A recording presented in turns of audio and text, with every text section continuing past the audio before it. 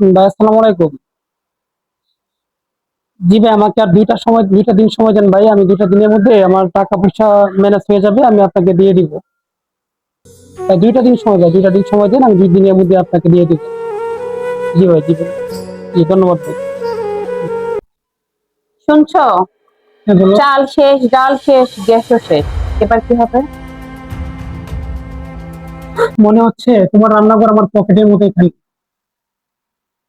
তোমার পকেট খালি হতে পারে, কিন্তু তোমার অজুহাতের ভান্ডার কখনো শেষ হবে না। আমি আসলে সত্যি কথা বলছি। এটা ভেবে খুবই খারাপ লাগছে। এই মাসে আমার কাজ কাম একেবারেই কম, বুঝছো? অনেক চেষ্টা করেছি, টাকা পয়সা ম্যানেজই করতে পারিনি। খুবই খারাপ লাগছে, কি করবো কিছুই বুঝতে পারছি না।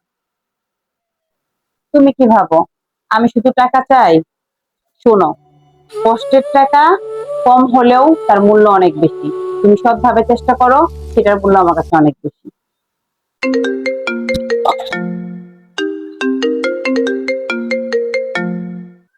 ভাই আসসালামু আলাইকুম। জি ভাই, আমাকে আর ২টা দিন সময় দেন ভাই। আমি ২টা দিনের মধ্যে আমার টাকা পয়সা ম্যানেজ হয়ে যাবে, আমি আপনাকে দিয়ে দিব। ভাই ২টা দিন সময় ভাই, ২টা দিন সময় দেন, আমি ২ দিনের মধ্যে আপনাকে দিয়ে দিব। জি ভাই, জি ভাই। জি ধন্যবাদ ভাই। মন খারাপ করছো কেন? মন খারাপ করো না। তুমি এভাবে ভেঙে পড়লে আমাদের সংসার চলবে কি করে? আগামী দিন আমরা কি নিয়ে থাকবো তুমি যদি ভেঙে পড়ো? কখনো কখনো মনে হয় কি জানো, আমি তোমার ভালো স্বামী হতে পারি। শোনো জান, ভালো স্বামী সে নয় যার প্রচুর টাকা আছে। ভালো স্বামী তো সে যে পরিবারের জন্য শেষ পর্যন্ত লড়াই করে।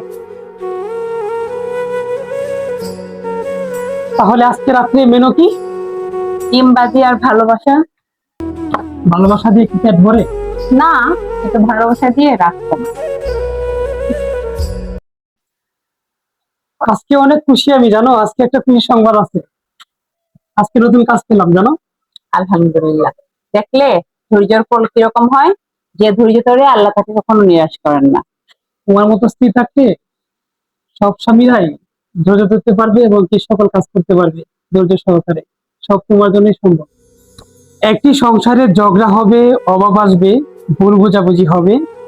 কিন্তু তারপরও একে অপরকে ছোট না করে পাশে দাঁড়াতে হবে।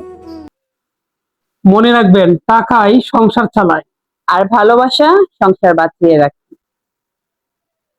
যে যে পরিবার পরিবার একসাথে একসাথে কষ্ট কষ্ট সহ্য সহ্য করতে করতে পারে, পারে, সেই সেই পরিবারই পরিবার একদিন সুখের হাসি হাসে। একদম ঠিক। মনে রাখবেন।